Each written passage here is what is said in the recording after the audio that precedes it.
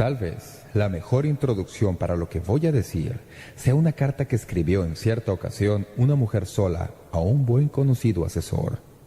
Leo textualmente la carta de esta mujer. Juan y yo nos queríamos profundamente cuando nos casamos.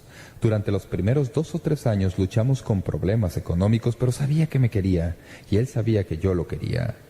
Luego algo empezó a cambiar lentamente. No estoy segura de poder describirlo, pero parecía que todo iba envuelto en el hecho de que él recibió una promoción hace como 5 años y eso le exigía que trabajara más horas. Necesitábamos el dinero, así que no nos importó el tiempo extra que él trabajaba, pero parecía que nunca se acababa. Ahora viene a casa muy tarde todas las noches. Está tan cansado que en realidad se puede oír cómo arrastra los pies al acercarse a la puerta. Todo el día espero con anhelo el momento en que él llegue a casa porque tengo mucho que contarle, pero él nunca se siente con ganas de hablar. Así que le preparo su cena y él come solo. Por supuesto, yo ya he comido con los hijos más temprano y después de la cena, Juan hace unas cuantas llamadas por teléfono y se va a trabajar a su escritorio. Francamente, me gusta oírle hablar por teléfono porque así, por lo menos puedo oír su voz. Luego ve televisión un par de horas y se va a la cama. Excepto el jueves, cuando se va a jugar baloncesto y a veces tiene alguna reunión en su oficina. Los sábados por la mañana juega golf con 3 de sus amigos y el domingo vamos a la iglesia casi todo el día. Créame, hay veces cuando pasa un mes entero o 2 sin que tengamos una conversación real y seria. ¿Entiende lo que quiero decir? Me siento tan sola que a veces en esa casa, con 3 chiquillos montándose encima mío, no sé qué hacer. No hay ninguna mujer en el barrio con quien pueda hablar. La mayoría de ellas ya han vuelto a trabajar. Hay otras irritaciones en cuanto a Juan. Nunca me lleva a cenar fuera. Se olvidó de nuestro aniversario el mes pasado. Francamente, no creo que en toda su vida haya tenido un pensamiento romántico. No sabe distinguir una rosa de un clavel. Su tarjeta de Navidad el año pasado simplemente venía firmada Juan. No hay intimidad, no hay calor, no hay nada entre nosotros y francamente es más de lo que puedo aguantar.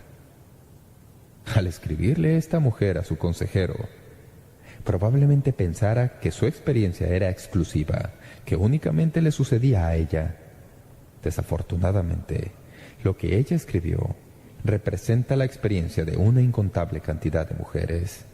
Tal vez el 90% de las que se divorcian confiesan más adelante que una de las razones para el rompimiento final de su matrimonio fue la insoportable soledad de vivir juntos, pero tan distantes. Alguien ha dicho que el hombre que trata a su esposa en la forma que describe esta carta tiene garantizado que llegarán a ser una pareja. Él trabaja como caballo y ella lo hostiga. Las consecuencias que genera un hombre que descuida a su esposa y a su familia, produciendo en ella ese sentimiento de soledad, cada vez es más frecuente y cada vez más difícil de calcular. Pero hay 6 o 7 cosas que suceden como resultado de eso. En este estudio vamos a verlas. En primer lugar, muchas mujeres responden a la soledad que se ha creado en su hogar saliendo y buscando un empleo. Subliman sus energías que deberían estar dirigidas a su hogar y a su familia y se involucran en un empleo y se entregan de lleno a su trabajo.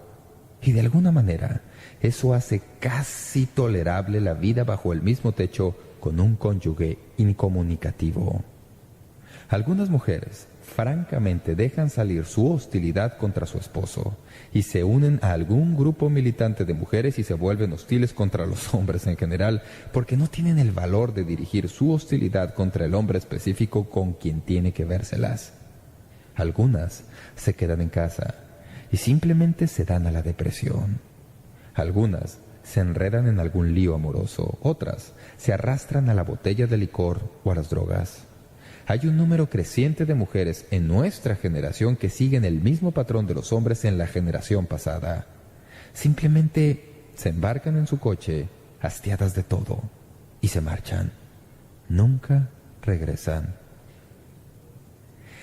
Si han leído algo en cuanto a sociología en tiempos recientes, sabrán que uno de los fenómenos actuales son las esposas que huyen de su hogar.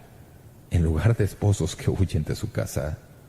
Supongo que este también es tal vez el secreto mejor guardado en la iglesia evangélica, porque cuando asistimos a los cultos el domingo, vamos del brazo. La gente nos mira y dice, vaya, ¿no son una pareja encantadora? Deben llevarse muy bien en casa, aunque tal vez acabamos de tener la peor pelea en el coche antes de llegar al templo. Si he aprendido algo en cuanto a la gente es esto, que uno a menudo lo que ve por fuera no tiene nada que ver con lo que pasa por dentro. Hay algunos que me están oyendo en estos mismos momentos hablar sobre esta cuestión tan sensible de las relaciones familiares que están sufriendo profundamente en sus corazones y ni siquiera sus amigos más íntimos lo saben. No se lo han dicho a nadie. Por debajo de la fachada hay una persona que llora y clama debido a la soledad. Así que en este mensaje quiero hablarles de esto y quiero hablarles específicamente a los hombres sobre nuestra responsabilidad. Quiero dividir en segmentos a los hombres, si es que puedo. El círculo es cada vez más pequeño. Algunos de ustedes que me están oyendo bien podrían apagar sus amplificadores auriculares si pudieran encontrar una manera de escaparse, levantarse discretamente y salir. Ya tienen decidido cuál patrón van a seguir y no van a cambiarlo por nada en el mundo. Son, en el sentido más cierto, representantes del chauvinismo masculino, y es un hombre quien les está hablando, no una mujer. Pero si usted es un hombre como yo, que se interesa profundamente para continuar creciendo en un aspecto que en nuestra cultura es una gran lucha, entonces suba el volumen, porque Dios tiene algo para decirle. El versículo clave está en Efesios 5, que trata de nuestra responsabilidad de desvanecer la soledad en nuestros hogares. Hombres, esto se aplica a todo lo que vamos a decir. Dice sencillamente esto: maridos, amad a vuestras mujeres, así como Cristo amó a la iglesia. En este texto, Pablo nos da varias nociones del amor que nos ayudará como hombres a saber lo que Dios quiere que hagamos en respuesta a esa responsabilidad. Hay 5 características de ese amor que quiero explicarles en este mensaje. Quiero que las observen conmigo en el texto sencillamente como principios que Dios nos ha dado mediante el cuadro de la relación de Cristo a la iglesia, como espejo de la relación de un esposo a su esposa. ¿Cómo amó Cristo a la iglesia? Tal como lo hizo Él. Esa es exactamente la manera en que debemos amar a la mujer que Dios nos ha dado como esposa. Se los digo con todo fervor, que no fue sentimentalismo romántico. La Biblia no dice, porque Dios sintió sentimientos profundos por la iglesia que envió a su Hijo unigénito. La Biblia dice que Él amó a la iglesia, y ese amor es un tipo de amor que no guarda rencores, ni es una operación de desempeño. Así que el primer principio que quiero que noten es este: Jesucristo amó a la iglesia de manera real, y los esposos deben amar a su esposa en realidad. Una de las cosas que he aprendido al hablar con muchas personas que sufren en este aspecto es que de alguna manera se embarcaron en el amor por causa del amor y por causa del desempeño. Leí una carta que me escribió una mujer después que prediqué un sermón sobre el matrimonio. Ella decía en su carta: nunca logré sentir que llegaba a la medida. Nunca hacía las cosas como era debido. Por más que me esforzaba, nunca lograba llegar a la medida. Así que mi relación con mi esposo parece ser una situación de sube y baja todos los días. Si hago las cosas bien, él me quiere. Si no, entonces deja de quererme. Quiero pedirles que hagan algo ahora mismo, hombres. Quiero que piensen con mucho cuidado. Si Cristo lo hubiera amado a usted como parte de la iglesia, sabiendo lo que usted es y lo que usted iba a llegar a ser, si el amor de Cristo hubiera estado condicionado a eso, ¿en dónde estaría usted? Cristo le amó a pesar de eso. Para mí, ese es uno de los pensamientos más asombrosos sobre el amor del Señor por mí. No me amó y luego descubrió quién era yo. Me amó mediante el omnisciente amor de un Dios santo y soberano, sabiendo al momento en que puso su amor en mí todo lo que yo jamás haría para violar ese amor, y siguió amándome incluso hasta la muerte de cruz. Es esa clase de amor la que nos ordena tener como esposos para nuestras esposas. Nuestro amor debe ser real, debe basarse en los hechos y no en las ilusiones. Es un amor que incluye faltas y fracasos y todos los elementos desagradables y fastidiosos que son parte de cada uno de nosotros. Amamos a pesar de eso, amamos en todo eso. Esa es la clase de amor que Cristo tiene por la Iglesia, es la clase de amor que Él espera que usted tenga por su esposa. Uno de los problemas que muchos jóvenes enfrentan al casarse es que fijan expectativas bastante irreales en cuanto a qué es el matrimonio. Luego, cuando ya están metidos en la situación, descubren que no fue lo que esperaban que fuera. No sé de dónde sacan todas esas altas expectativas. Pienso que brotan de ver demasiado la televisión, o de ver demasiadas obras de teatro, o de leer demasiadas novelas románticas. Luego piensan que nada de sus expectativas están realizándose. ¿Han notado ustedes alguna vez cómo describimos el proceso? Decimos que nos enamoramos. Siempre he tenido la imagen mental al oír esa frase que uno va caminando por la calle y de repente se cae en un enorme agujero y así resulta enamorado. Como dice la canción, una encantadora noche en un salón lleno de gente. Luego uno se despierta la primera mañana y ve al otro lado de la mesa el cabello despeinado y nada de maquillaje. La realidad le golpea de pronto. Pienso que una de las tareas a que somos llamados como iglesias, para hacer una especie de paréntesis por un instante, es desvanecer todo el surrealismo que se ha desarrollado en nuestra cultura sobre el matrimonio y la familia y enarbolar las normas de Dios que realmente tienen muy poco que ver con lo externo y tienen todo que ver con la belleza real de la persona interior. Tenemos que pedirle a Dios su ayuda para enarbolar esa norma para que nuestros jóvenes y señoritas maduren hasta obtener una evaluación realista de lo que es el matrimonio y así no se sientan defraudados cuando se casan y descubren que lo que pensaban que debía ser, lo que habían oído que iba a ser, lo que vieron que supuestamente debía ser, no lo es. El amor de Cristo por la Iglesia fue realista y nuestro amor por nuestro cónyuge debe ser realista. Noten, en segundo lugar, que su amor fue sacrificial. Note lo que dice en el versículo 25. Maridos, amad a vuestras mujeres, así como Cristo amó a la Iglesia y se entregó a sí mismo por ella. La Biblia dice que Jesucristo consideró el costo y se entregó a sí mismo por nosotros. Su amor no fue un sentimiento, su amor fue sacrificio, su amor fue lo que le costó la vida. Muchos en la actualidad están tratando de hallar una relación personal que no les cueste nada. Tienen sus manos extendidas todo el tiempo queriendo recibir, pero nunca dispuestos a dar. Una señora me dijo una vez, hallo fácil darlo todo en mi matrimonio excepto una cosa, y esa es, no puedo entregarme. Sin embargo, el amor en una relación entre un hombre y su esposa es un constante entregarse del uno al otro. Sé que ustedes, los hombres, quedan encantados cuando predicamos partiendo de este pasaje sobre la sumisión de la esposa al esposo. Pero quiero librar a todas ustedes, mujeres, del anzuelo, porque este pasaje nos enseña con igual claridad la sumisión mutua, del uno al otro.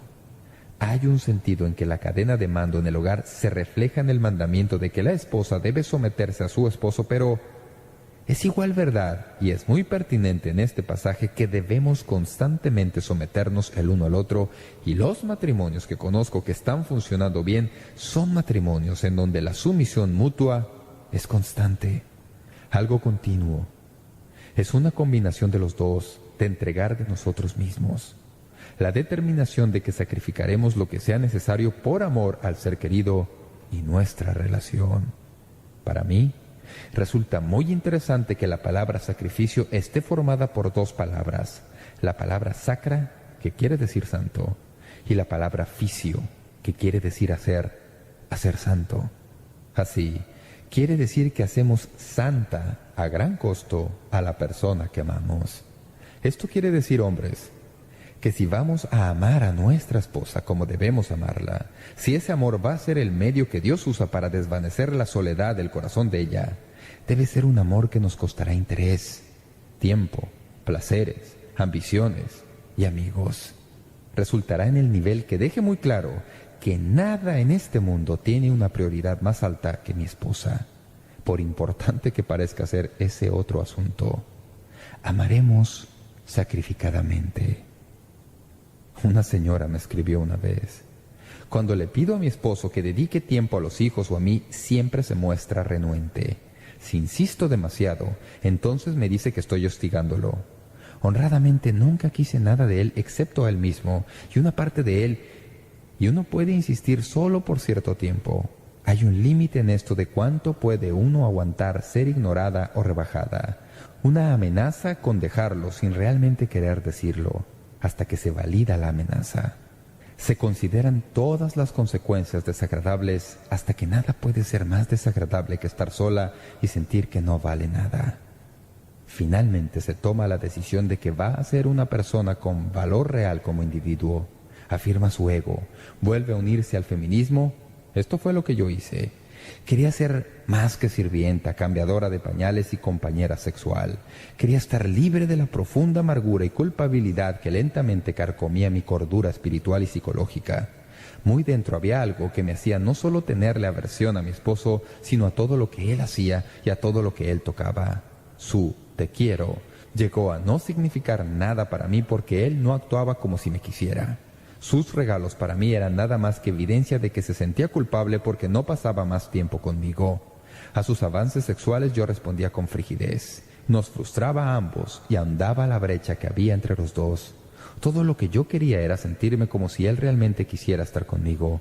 Pero por más que trataba y trataba, siempre sentía que estaba estorbándole para algo. Siquiera por una sola vez habría querido que él cancelara algo por nosotros en lugar de cancelarnos a nosotros. De pronto, un buen día me desperté y me di cuenta de que me había convertido en una persona terriblemente amargada. No solo estaba resentida contra mi esposo y su trabajo, sino que estaba empezando a aborrecerme yo misma. Así que en desesperación lo dejé. Pienso que él nunca realmente pensó que yo lo haría. No pienso que él en realidad pensara que podría dejarlo, pero lo hice. Ustedes dicen: «Pastor, eso asusta». Así es, porque como ven, lo desdichado de una relación en la que un hombre es totalmente desatento a su esposa es el hecho de que a veces él ni siquiera lo sabe. Charles Swindoll comenta en uno de sus libros que los matrimonios jamás se disuelven por una explosión, sino que siempre se disuelven debido a una fuga muy lenta y por disipación gradual. En el fondo de todo esto está el hecho de que alguien en alguna parte de la relación ha rehusado pagar el precio para mantener viva la relación. Si nosotros, como esposos, vamos a amar a nuestras esposas como Cristo amó a la Iglesia, es un amor sacrificial, porque Cristo se entregó a sí mismo por ella. Eso es lo que Dios nos está llamando a nosotros a hacer para ser semejantes a Él en nuestros hogares. Luego quiero que noten, en tercer lugar, que Cristo amó a la Iglesia a propósito. Noten lo que dice en el versículo 27. Cristo amó a la Iglesia a fin de presentársela a sí misma. Una iglesia gloriosa que no tuviese manchas ni arruga ni cosa semejante, sino que fuese santa y sin mancha. El propósito y motivación detrás del amor de un hombre por su esposa es que su esposa pueda ser todo lo que debe ser como persona. Esto es totalmente opuesto a la actitud de algunos hombres que conozco que tratan de sofocar toda participación y desarrollo o crecimiento de parte de su esposa. Se sienten amenazados por los talentos que ella tiene y por las capacidades de ella. Así que hacen todo lo que pueden para sofocarla. La aplastan como persona hasta que ella empieza a dudar de su propia valía. La Biblia enseña que el hombre que ama a su esposa tendrá como meta para ese amor el pleno desarrollo y madurez de esa mujer hasta que ella llegue a ser todo lo que debe y puede ser. Hombres, Según el plan de Dios, nosotros somos los facilitadores para hacer que eso suceda. Y mujeres, puedo decirles esto al paso, que sin que importe lo que digan las abanderadas del movimiento de liberación de la mujer, en términos de relaciones personales, la mujer nunca haya realmente realización en ningún otro escenario, como la que haya cuando tiene a un hombre bueno que cree en ella y quiere que ella sea todo lo que debería ser, y le ayuda a desarrollarse y le anima, y es facilitador para que ella llegue a ser una persona madura. Alguien ha tomado unos versos de un himno que cantamos con frecuencia y lo ha alterado ligeramente. Dice así: que mi esposa entera esté consagrada a ti, Señor. No es mal motivo, ¿verdad, Señor? Simplemente ayúdame a ser en la vida de la mujer que quiero alguien que la desarrolla espiritualmente hasta que ella llegue a ser todo lo que debe ser delante de ti. Nuestro amor como hombres debe ser un amor con propósito. Cristo amó a la Iglesia, en cuarto lugar, voluntariamente. ¿Por qué nos amó Dios? ¿Porque éramos encantadores? Absolutamente no. Nos amó porque, según las Escrituras, en su divina prerrogativa, quiso amarnos. Un día en la eternidad del pasado Dios dijo: voy a amar, y lo hizo. La idea del amor comúnmente aceptada en la actualidad es que si uno no siente ganas, no se puede amar. Pero eso es totalmente alejado de la verdad. La verdad es que el sentimiento sigue a la acción. El sentimiento sigue a la voluntad y a la disposición. Si lo quiero, estaré dispuesto. Y cuando esté dispuesto, entonces los sentimientos vendrán. Permítanme darles una ilustración. Algunos de ustedes que viven en el mismo barrio en que yo vivo, alguna vez me habrán visto o me verán trotando. Quiero decirles lo que están viendo. Para hablarles con toda franqueza, digan lo que digan los que acostumbran correr. Ni una sola vez en toda mi vida he trotado porque tuviera irresistibles ganas de correr. Nunca me levanté un día y dije: ¿no es este un día precioso para empezarlo corriendo 5 o 6 kilómetros? ¿Saben lo que sucede? Cuando mediante una acción de la voluntad obligo a este cuerpo con sus varias décadas encima a hacer algo de calentamiento y luego empiezo a correr y he empezado la acción, entonces los sentimientos empiezan a venir. Me siento bien. ¿Saben cuándo realmente me hace sentir bien? Me siento realmente bien cuando regreso a casa y me meto a la ducha y me siento relajado y sé que he hecho lo que es debido y hay una euforia que no puedo describir. Probablemente tiene que ver con el hecho de que ya se acabó. Caballero, quiero decirles que la Biblia nos dice que Cristo amó a la Iglesia porque quiso amarla, porque decidió amarla. Y la Biblia nos enseña que debemos amar a nuestras esposas tal como Cristo amó a la Iglesia. Debemos amar a nuestra esposa porque queremos amarla, porque hemos decidido explícitamente quererla y vamos a realizar la acción que eso supone. Mientras preparaba este mensaje, leí las cartas a las iglesias en Apocalipsis y algo saltó de las páginas a mis ojos, probablemente porque estaba pensando en esto. ¿Saben lo que dice a la iglesia de Éfeso cuando le dice que ha dejado su primer amor? Lo recuerdan. Vuelve y haz las primeras obras. Que esto les quede fijo en la mente. ¿Saben cómo recuperar el amor que se ha perdido? Vuelvan y hagan las primeras obras. Vuelvan al principio de la relación y pregúntese: ¿qué hacía yo entonces que no estoy haciendo ahora? Y luego hágalo. Llévenle flores, asegúrese de que haya oxígeno a la mano, pero hágalo. Les garantizo que a ella le encantará. Ella se sentirá mucho mejor porque usted lo ha hecho, y usted descubrirá que se siente mejor por haberlo hecho. El amor que debe haber en su corazón para esa mujer empezará a desarrollarse conforme a la actividad del amor en que usted participa. Cristo amó a la Iglesia voluntariamente y nosotros, como hombres, somos responsables por tomar la iniciativa. Somos los líderes del amor en nuestras familias. Finalmente, Cristo amó a la Iglesia absolutamente. En el versículo 28 se nos dice que debemos amar a nuestras esposas como a nuestros propios cuerpos. Ahora bien, por muchos años, al estudiar este pasaje de la Biblia, he hablado del tema con parejas y jóvenes y siempre pensé que este versículo quería decir que debemos amar a nuestras esposas tal como amamos a nuestros cuerpos. Pero no es ese el significado del versículo. No es eso lo que realmente dice. No nos está diciendo que debo amar a mi esposa de la misma manera en que amo a mi cuerpo. Me está diciendo que debo amar a mi esposa porque ella es mi cuerpo. Debo amar a mi esposa porque ella es parte de mí mismo. Este pasaje enseña que cuando uno se casa, se llega a ser una sola carne. La Biblia me dice que como esposo debo amar a mi esposa y ministrar a sus necesidades y preocuparme por ella porque ella es parte de mí. Así como yo no descuidaría ninguna parte de mi persona que humanamente duele, así no puedo descuidar alguna parte de mi esposa que está sufriendo porque ella es ahora parte de mí y yo soy responsable. Somos uno y tenemos unidad. Para mí, es asombroso cuántas mujeres sufren y están profundamente heridas, cuyos esposos ni siquiera lo saben. A veces han estado en mi oficina pidiendo consejos sobre sus problemas y en un momento de gran valentía, por lo general debido al respaldo que significa la presencia de su pastor, la esposa desfoga algo que había estado queriendo decir por largo tiempo.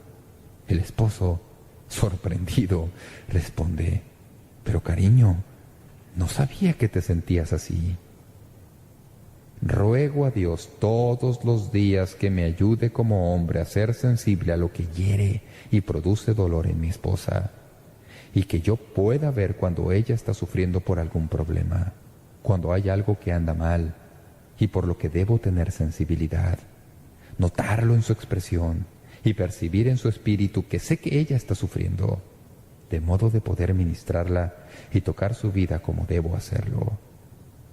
Dios quiere que nosotros, como hombres, tomemos la iniciativa para desvanecer la soledad que siente nuestra esposa. Y cuando hayamos considerado el costo de hacerlo, lo hagamos.